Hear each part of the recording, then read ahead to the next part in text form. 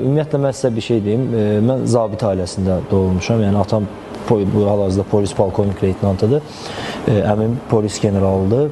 Yəni, mən paqonun nə olduğunu yaxşı bilirəm.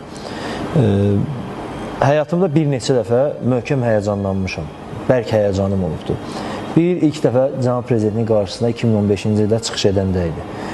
Yəni, o qədər həyəcanlanmışdım ki, yəni, yarış vaxtı, mən bilirsiniz, yarış vaxtı həyəcanı idarə edən adamım, çox həyəcanlanmışdım. Baxmayaraq, mən dostlarımın dediyi kimi danışmaqda sazam, amma Cənab Prezidentin qarşısına çıxış etməyə dəhşətli dərəcə həyəcanlanmışdım. İlk dəfə o idi.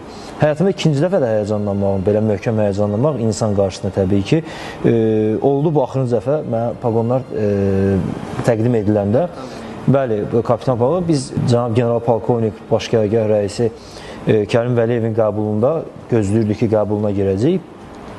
Bilirsiniz, girəndə yəni sadə bir şeydir.